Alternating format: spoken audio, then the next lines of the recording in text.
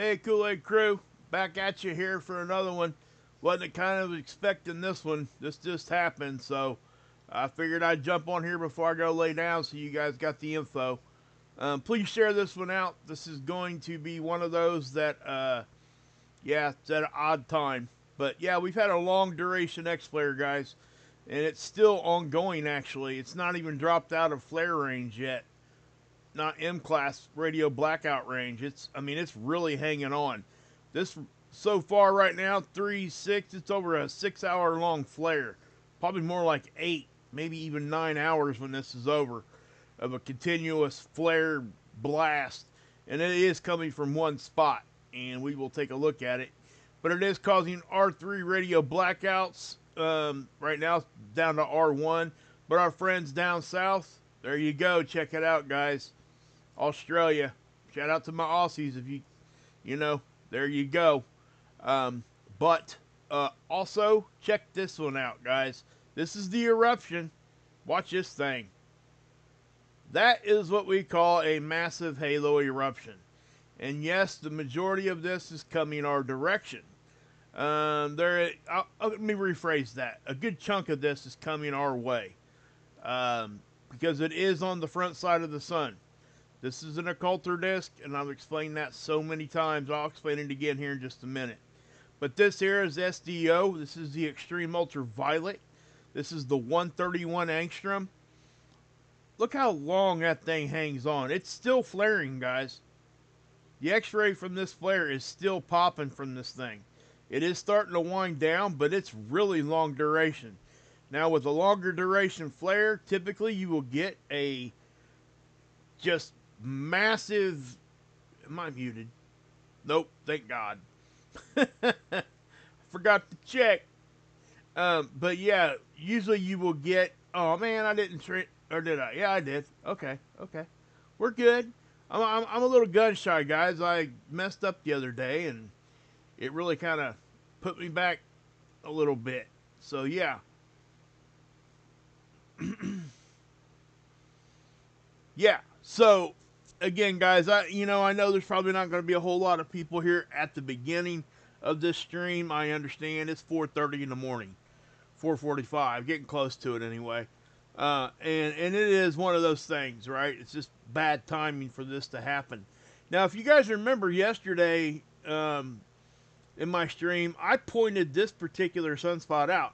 I was like, hey guys, we're going to have to watch this thing as it crests over the limb. Because this was the one that was actually, partially on the backside yesterday. So if we come over here to the 211, well, let's look at the 304 first. Okay, this is ionized helium. It's the same satellite SDO, but this again is just looking at the 304 angstrom, and it sees ionized helium. That gas is what shows up in this angstrom. They can give it whatever color they want, but watch that big splash of plasma just blast off. I mean, that, and I've seen faster CMEs, obviously. It's not one of those things, it's just a flash and bam, it's gone. But this thing is not moving slow. This is moving pretty fast too.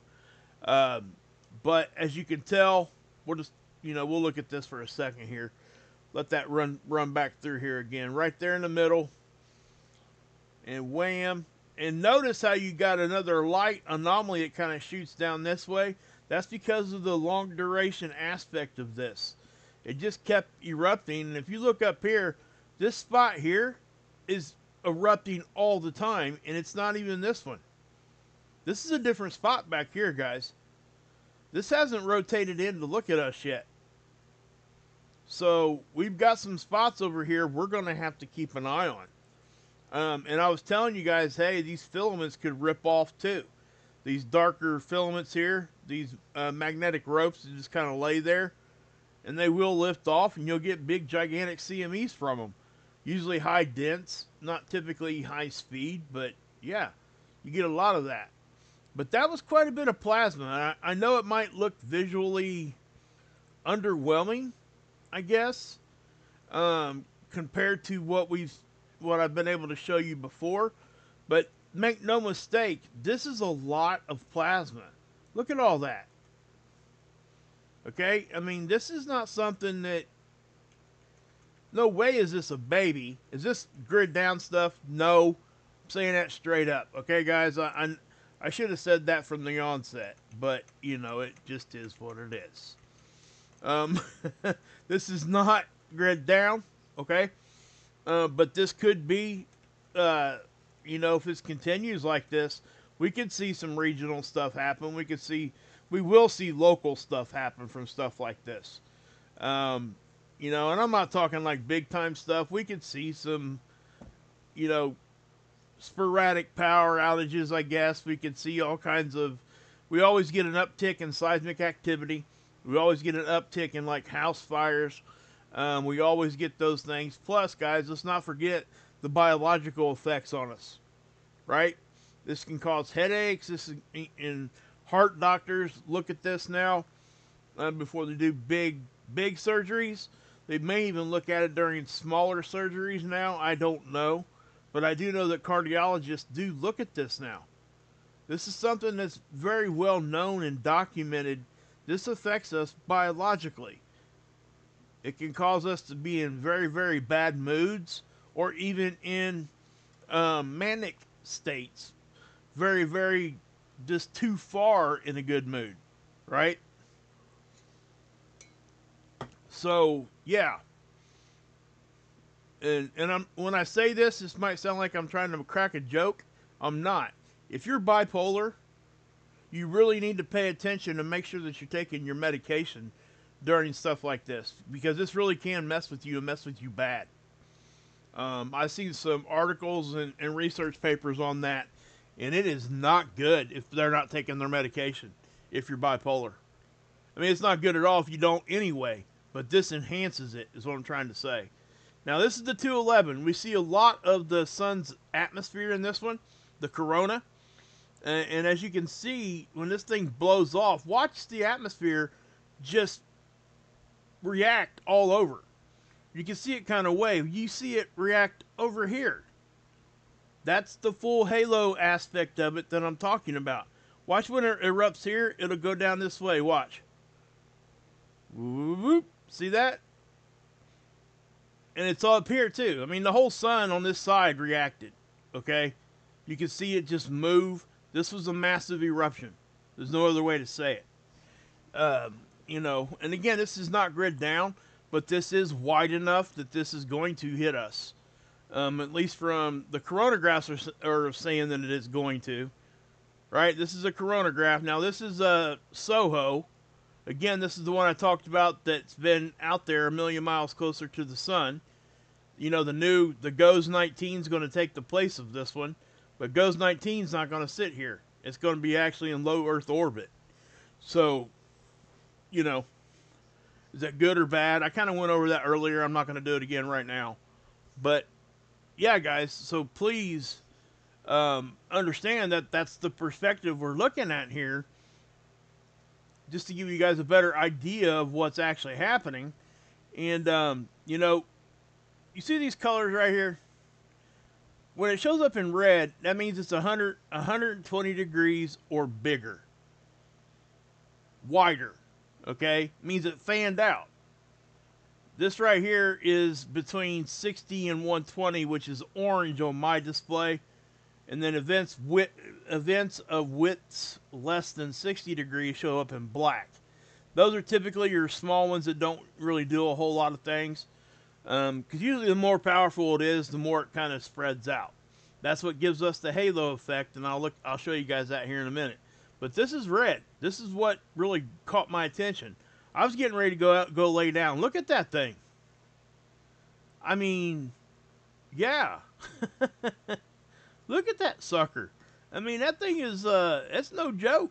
That one right there is just no joke. Now, I know radiation storms is kind of I don't know if people are concerned with that or not, but in this case, we shouldn't be that concerned with that because it's not in the quote-unquote danger zone. Our magnetic connection to the sun is over here on the right side. So this one blew off on the left. Now, I'm not saying that we can't get an increase in protons, which is what a radiation storm is, okay? They measure that by the proton flux.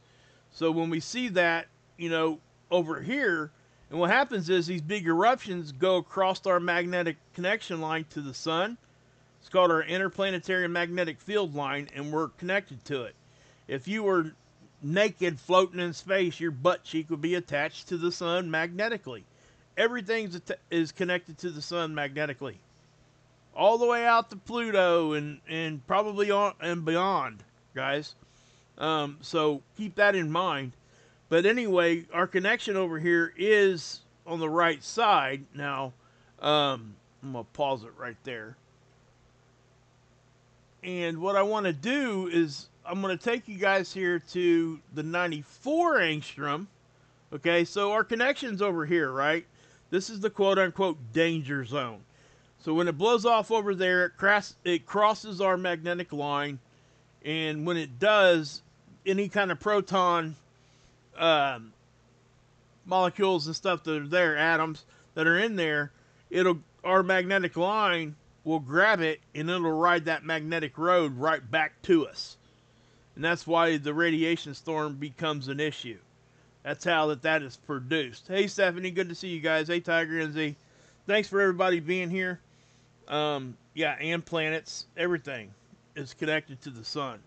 So, all the satellites. But, guys, I've been telling you this over here. Now, we're going to get a really good look at this now, because this is really going to show you the long duration aspect of this. So I'm going to hit play. Now, check this out. This is the 94 angstrom. Look at that. See how long it's hanging on? I mean, it's just continuing, and you see it hadn't even faded off yet. I'll tell you what, let me refresh that. Well, that was stupid. I don't know why I did that. Well, I do know why I did that, because I'm stupid sometimes. No. No, yeah, hold on a second. Let me get us back there. I was trying to refresh it, and I forgot when you refresh it, it won't just like refresh and take you right back to the same thing over here on SDO, the same page. You have to go back in and enter the new date and all that stuff again. But yeah, so now you can see it kind of fade off a little. Okay, that's the most recent imaging. All right. Now, I found something fairly interesting here. You guys remember I was talking about these filaments. Watch this. You're going to see some charged particles travel this connection line. See that? Right there? Now what happens right after that? See it arcing right there? Now watch what happens. I'm going to back it up. There's your arc. And then within minutes, wham. Okay? So I'm pointing that out for one reason. The final straw that broke the camel's back on this thing was not here. It was over here. So it was enough that just that little extra bit of charged particles that was, because the sun, like I said, is connected all over, right? And these sunspots do communicate with one another. Almost all of them do, but typically you don't see them react at the same time unless it's like the whole sunspot is completely talking to the other one. And in this case, that's just not the case. That was just a little bit of extra energy right there, and that was enough to trigger that sucker. Okay? So, and again, we have to have the right magnetic polarities inside the sunspot, too, to get a reconnection event. When the positive and negatives inside those cores, when they touch, like you would take two jumper cables and touch them, that's a reconnection point, and when that happens, that's when it flares. Now remember, just because it did this, doesn't mean that we would have had a CME. I've seen flares this big not produce any kind of significant CMEs. But this is why I went ahead and did this video right now. Because the coronagraphs have already confirmed that it did produce a CME. What are the coronagraph? It's seeds. Right over here. LASCO C2. This one. So, I've seen flares that look like this, right? That did not do this. Okay? So, that's why I pointed out. because it's not a default. Now, typically with your bigger flares, you will get eruptions. But what's making this one so much more significant is the duration of it. I mean, this thing went, up in here. This was a X3.3, I think, flare, and it hung on. I mean, it's still hanging on. So, yeah, something else of note right now. You see this? Geomagnetic activity. We're close to a geomagnetic storm right now, which has absolutely nothing to do with this. I went over this stuff earlier tonight. It's probably from a coronal hole stream. So we're already getting juiced up right now geomagnetically. And I bring this up for the biggest reason is that now we have something to look at that's coming our way that's not going to take very long to get here. It's probably going to get here in about 2 days. That's my guess.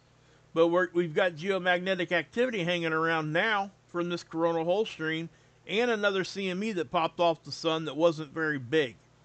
So we're already going to be juiced up a little bit, and we're going to get hit now. Right? So the flare gets here in 8 minutes. That's X-ray. It's light, pretty much. Now, if we had a radiation storm, which we're not, we would have already seen this already rising already if we were, the proton flux. So with that being said, I don't think we're going to get a radiation storm out of the initial blast. Now when this thing hits the CME part, if there's enough protons in there and our magnetic positioning, our magnetic orientation is right to accept everything, we could get a radiation storm then. But most likely not. I'm just going to say that. Now, if this was like a dead smack headed right at us type of CME, I might be saying something different. But this isn't. Because of the location where this thing blew off at, okay, obviously when you see this, it's going off to the side. This is the east, this is southeast when we're talking about the sun. East-west is reverse. And I know a lot of you guys know that now because I've been kind of just beating you down with it, trying to people to really kind of grasp hold of that, and so you don't forget that. Because it's important to know that a few of these, like, vocabulary words or something crazy like what I'm talking about, east-west being reverse, it's important to know that when we're talking about this. That way when you're listening to somebody else and they tell you, hey, this thing's moving east, right? Or the east limb of the sun, most people are not going to stop and tell you, hey, it's reversed from what you're normally, hearing when you're like looking at a regular map. You have to pretend you're standing on the sun. Most people won't tell you that simple thing to help you understand it, because they assume that you're already knowing these things, and you can't assume that kind of stuff, because the majority of people don't know that. I didn't know it until I started doing my channel. So anyway, so that's going off that direction. And guys, you see how it's spread out. I mean, this is just a massive, massive eruption. That is very dense plasma, I can say for certain. Just from looking at it. Look at all this over here on the red version. I mean, it is really something to see. Now, again, this isn't coming right at us because, like I said, it's going where it popped off at, the CME part would not be coming directly at us. Remember, for 3 months, hey, Stormblade X69, good to see you, man. Hey, please go check out the members only stream because I didn't see you in there that I did earlier. You'll get a good laugh, guys. We watched some crazy chiropractors from over in overseas, over in Russia and somewhere else, India, I think. Man, this dude hit this dude with a hammer and a chisel on his neck. The guy about jumped off the table. I was having so much fun over there doing that last night, or this morning, I guess. Anyway, so yeah, again, this is the 131 angstrom from SDO. Hey, if you guys want to give me a roll call in there, that'd be great. If you would, please. This kind of regional, wherever you're at. I like to know those kinds of things. And also, do me another favor. Do me a solid and go back and watch a few minutes of that last live stream. With me posting this one right now, it's going to kind of kill that previous video. I want to come out here and give you guys the information. I'm more concerned about that than getting more views on the previous video. I could have waited, and I didn't because I want you guys to see this. But do me a favor, go back and watch a few minutes of that. Give me a couple views over there. Because I did go over some stuff I'm not going over right here. Because I was talking about the new satellite. So if you guys want to learn about that, please go back and watch my previous video. Because that new satellite's going to take the place of this one, guys. And I show you guys this one all the time. So it's going to be significant, at least for my channel. Just so you know. Okay, now, well, Dr. Tony Phillips, spaceweather.com, has already got it popped up here too. And I would expect nothing less from this guy. He is awesome. Dr. Tony Phillips is awesome. Great webpage, spaceweather.com. If I could get my, hey Pat, good to see you. Thank you for being a member for so long. Appreciate you. I did a members only stream if you want to check that out. I did that last night. I don't remember seeing you in there, so please go check that out. You guys will laugh. I promise. But this is the satellite that's taking the place of SOHO. Okay, I guess it's not taking the place. It's going to be up there too. SOHO has been up there since 1995. It's in a position that leaves it susceptible to all space weather. It has no protection from our magnetic field. Okay, it's out too far. It's 1 million miles closer to the sun. So with that being said, let me drop down here and show you, where was it at? Sorry guys. This satellite is actually going to be one of the GOES satellites. Now NOAA Space Weather Prediction Center is the official space weather forecaster. Okay? So they're going to start using this for their forecasting. So we're not going to have that basically 1 hour warning, I guess, if you want to use those words. Because this satellite's actually in lower Earth orbit, and it's orbiting the Earth just like the other, at least from what I understand. I could be wrong on this, but I don't think I am. It's going to be inside our magnetic protection, number one. So it's going to extend its life. It's going to be, better. Do I think it's going to look like this? No. They have to tweak these things. Okay? This was back on September 29th. All right? They're not really going to officially start using this until 2025 in the spring. Okay? That's like their goal. And they will be continually trying to make the resolution look better. Now, I know everybody's looking at this. This is an occulter disc, right? I tell you guys that's a physical disc all the time. This here helps me let you guys understand that's an arm holding that disc. That's why you see that. You're not going to see that over here on Seeds, or I'm sorry, on LASCO C2. This one, because I think they kind of edited it out, or if it's just in a position you can't really see it very well. I do know that it's thinner. Like way thinner. Okay, the arm itself that holds this occulter disc. Now when this first blew off, the first thing I did is I ran over here to SDO. The reason why, when I seen this, I couldn't tell you if it was coming at us or going off the backside, because that's a physical disc. I can't see behind it. I need a side view. We no longer have a side view. Stereo A used to sit out here to the side, give us a partial backside view, right? Well, it's not there anymore. Stereo A is hanging out over here next to us now because it's outlived its lifespan too. So how do we know which direction it's moving? Well, we got to look at SDO pretty much to kind of confirm, right? So we see that. We already had a pretty good idea. I mean, once you look at these coronagraphs, these, for so long, so many times, even though for most people they can't really tell what's coming at us or going off the backside, there are little critique things that you start to pick up that most people will never ever notice, and it does give you a little hint whether or not it's coming our direction or going off the back. Okay, but again, one of the biggest ways you can confirm this, if you were to look at this first, is to come over here and see if this registered a flare. If this registered a big flare, then it's coming our way, because the X-ray, if it was on the backside, the flare would have been on the backside of the sun, and we wouldn't have seen it. Okay, so yeah. But okay, now again, guys, there's not a whole lot more for me to show you on this particular flare. We did just drop out of flare range though, or in flare range. Guys, that was like a 9-hour flare, man. Probably more like 7 or 8. But man, that's long.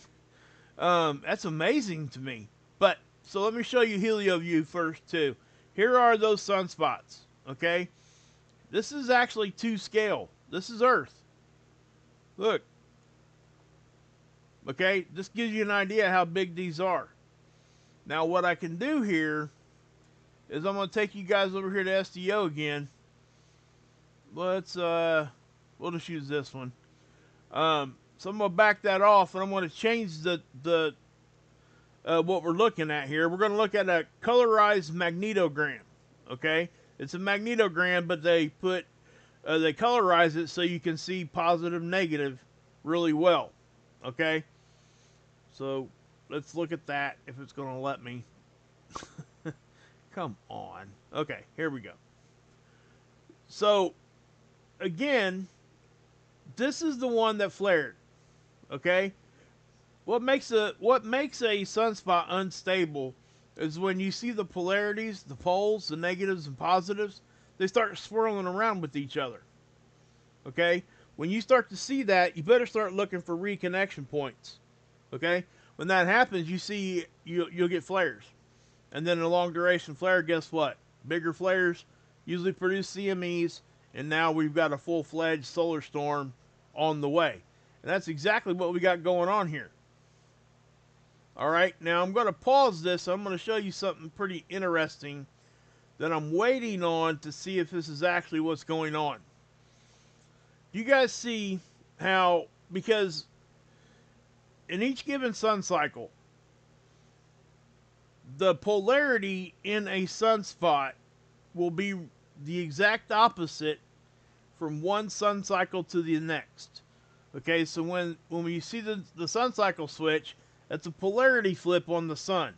It's a magnetic polarity flip on the sun. You know how our magnetic north is moving and so is magnetic south. Eventually we're going to have that flip, right? Well, the sun does it roughly every 11 years. That's your sun cycle. So, solar cycle 25, in the southern hemisphere, you're going to get blue-red, left-right. In the northern hemisphere, it's going to be reverse of that, because of all the reasons I just said. So, with that being said, let me zoom in here and show you something. You see these cores? You got blue-red, blue-red, blue-red, up. What's here? What's this? Red, blue. Huh? Most people are going to stop and go, huh? It looks like we've got a rare sunspot here. We do get 3% of these sunspots each cycle that have the reverse polarity of what it's supposed to. And we also get, it's like 3% also, that the orientation of the poles inside these sunspots will be north-south instead of east-west. So right now, this one right here, from what I can see, until this rotates in, I'm not going to say 100% that that's what's happening here, but it sure as heck looks like it, guys. We should see blue on the left, red on the right. Okay, so if you follow this active area here, you see the blue-red every time except for right here. So that does look like that's what happened here. And this could be why this thing is so long duration. Because these things do have a tendency to be a little stronger, a little longer lasting, and a little bit more powerful on the CMEs they produce when we have these rare types of polarity sunspots. Okay? I didn't notice that until about, a few minutes before I went live just now. Okay? But I can't say that's for sure until this gets out here a little bit more so I can actually see the whole thing. But also we have to understand the parallax effect is happening here too. When you're looking at a sphere from a distance, the stuff that you see on the side is going to appear smaller than what it actually is. And the reason why is technically it's further away. Because when you're looking at the sun, the sun isn't flat like this, guys. So when you start going across the sun here, my cursor would actually be going towards the back also at the same time. You see this? So keep that in mind. That parallax effect. So in other words, what I'm telling you is these sunspots are probably bigger than what they're showing right here. I mean, you can prove that out yourself too at home. All you got to do is just grab a ball and have somebody hold it across the room, put a black dot on it, and set it on like a cone or something, and just walk up to it. You will actually physically see the size of that change. It's amazing that those simple little effects can really have a big effect on what's going on. But it's important to understand that kind of stuff. So just keep in mind that parallax effect is key. Now, we typically talk about parallax effect when we're talking about coronal holes, okay? Because when those things open up, if this was over here, I would be a little bit more concerned with it, because if it was this size over here, that would mean that it's actually bigger than what it looks like. So, obviously the more charged particles can flow out and all that. So, also I wanted to bring this up. I didn't really go over this too much in my last live stream. Guys, for the next 2 nights, they're saying that Aurora is possible down through here. Why? Because of that coronal hole I just showed you, and another CME is on the way. See, our geomagnetic activity is kind of elevated right now. That's why you're seeing an increase in Aurora. Now, if this big CME hits us, Aurora is going to go off the charts again. I promise. That's just what's going to happen. So, guys, oh man, I missed the roll call. Daggone it. Hold on. Let me see if I can't get back here.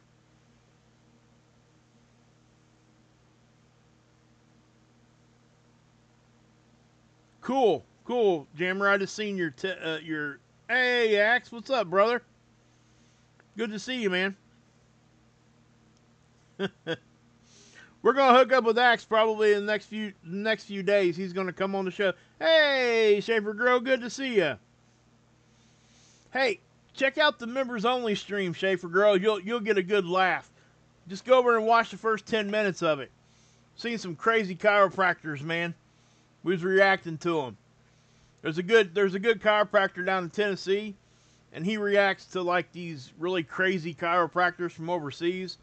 Had a freaking rubber mallet and a spike or a chisel, and was hitting this dude on the neck with it, man. This guy was about jumping off the table and everything else. It was crazy. Not to mention he was literally in a padded room. I couldn't figure that one out, but whatever. It's good to see everybody in here, though. I do appreciate you guys swinging through here. I know it's a weird time, so appreciate all you guys. Can you guys hear me? Somebody give me a 5 for 5 in there if you would. I know most people aren't going to talk right now because it's like really crazy time to be in here, but yeah, okay. My chat had froze up. That's why. Okay, never mind. Oh, you did? Yeah, I knew you were in, I knew you were a member, but I just wanted to make sure you knew that I went live on the member stream. How'd you like it? Wasn't that funny? It's kind of crazy. Oh, you subscribed to the Nashville guy? Yeah. It's crazy. That guy is good at what he does, though. I mean, I appreciate the fact that he has enough. He cares enough about everybody else that he's willing to say, hey, those guys over there are not doing the right thing. You know what I mean? It's just, yeah, that's the kind of stuff I like. Hey, BK, what's up? Hey, Tiger NZ, good to see you. Ivory Randall Gooch, good to see you. Pedro Garcia, Ladybug, what's happening? You tired? Yeah. Hey, Josie, good to see you, girl. But yeah, Dano Man's Gump. Noise Opera, what's crack-a-lackin', man? Where you been? Good to see you. Helix, what's up? In Egypt again. Well, if I was to say I was in Egypt, it would say, in Egypt for the first time. Never been there. Yeah, down in New Zealand, I could see. Yeah. You actually probably caught some of that Radio Blackout stuff. Hey, Joe. Hey, Idaho. Good to see you, bud. Lisa's back in here. I seen you here earlier. Pedro, what's up again?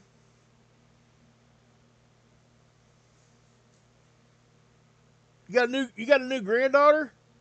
Well, congratulations, Shaper Girl. Axe and Nacho's in the house from up north. Get out there and check it out. Axe, I'll email you a little bit later on today, man. My daughter's got a program tonight around 7. I thought you did Mondays and Thursdays. I'm sorry. He does Monday. I think, was it Mondays and Wednesdays is what you do for your live streams, Axe? I'm pretty sure that's what you do. I thought it was Mondays and Thursdays. I was wrong. My bad. But he went live. That's why he couldn't do the members only with me. And that's his normal schedule. That's my fault, not his. But we got some good stuff planned. We're gonna have some fun. But yeah, it is, isn't it, King? For sure. Man, that's exciting, Schaefer Girl, to know that you have a new baby granddaughter. That is awesome. I don't have any yet. Kind of depressing. Not that I'm trying to push my kids into having babies, but yeah. Anyway, guys, this is what happened. I'll give you a little quick rundown one more time here. The big X3.3 flare, I think, X3.3 or maybe it's a 3.1. Regardless, around that area, this was long duration, over 6 or 7 hours. That flare, which is what you see here, right about there, okay, that flare produced this, and it is coming our way. Now, there is one model I haven't looked at yet. Hold on a minute. Let's look at this real quick. This actually could, like, completely confirm this for us if it, see if I can get it here. Where's it at? Let's see if it's updated. I'm sorry, guys. That is not it. Look at that. That's funny. I can tell you it's not it anyway. Look at the date. Watch when it starts. It started on the 23rd. So, yeah. And we're a good part into the 24th. So, yeah. That's not that one. No way that's that one. Yeah. That's actually comical. But yeah. Oh, what a cool name. Daisy. That is awesome. We named our daughter, her name is Avery. Avery Grace is her name. And we spelled it Avari. And everybody calls her Avari, which I get, right? But because we spelled it that way, it means a gift from heaven with her two names. So, I thought that was pretty cool. Avery Grace. But anyway, yeah. Sorry. That's the kind of stuff we should talk about over in the members only, you know what I mean? I know everybody's here for space weather, most people are, but yeah. Yeah, it can be. I kind of see what you're saying there.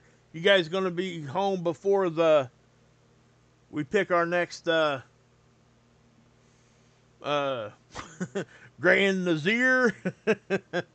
You know what I'm talking about. Yeah, that special Tuesday in November. Yeah.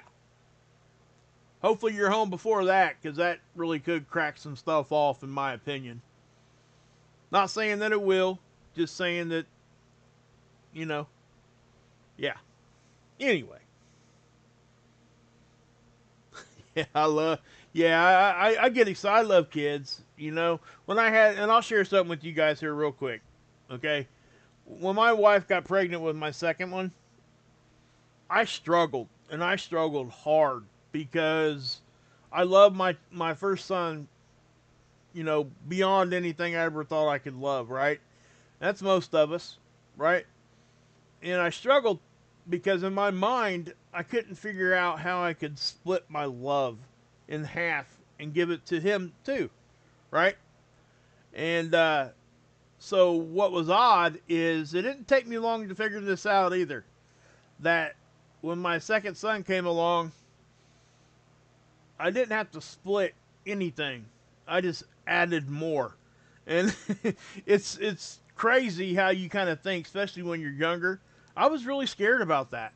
I didn't want to have to feel that way, you know what I mean? But what I realized is I just kept adding love. And there's a whole lot more love inside us than what we think we can hold.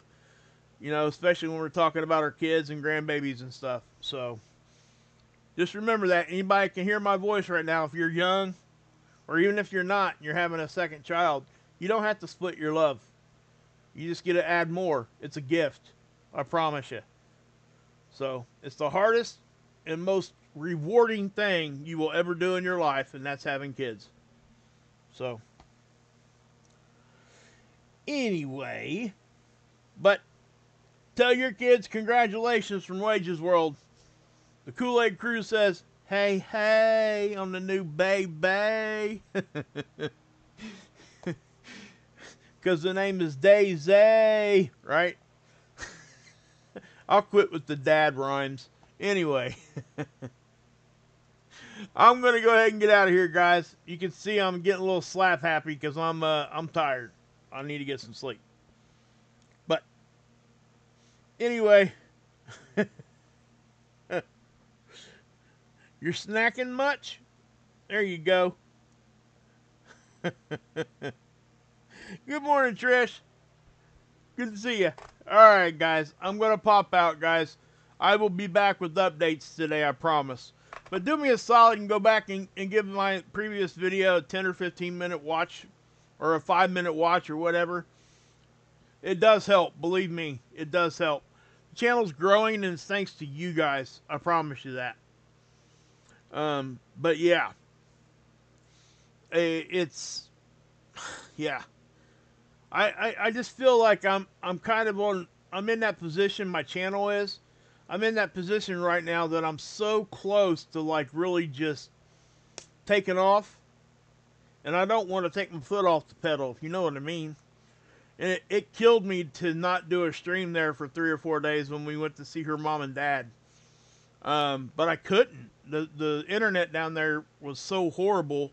It would have been, hey, you guys, here, but I've been doing all that buffering and stuff. And yeah, if I remember watching the stream and it does that, I click off immediately. I can't stand it. So, alright guys, for the 12th time, I'm getting out of here. God bless. Congratulations. Let's get it. Hey, I tell you what, guys, let's get some, I don't know. Let's use the number 7 for congratulations for new babies and grandbabies. Let's get some 7s in there. For the new Schaefer girl grandbaby. Alright, guys. God bless. Love y'all. God bless. Yahusha saves. And as always, you can drink this Kool-Aid.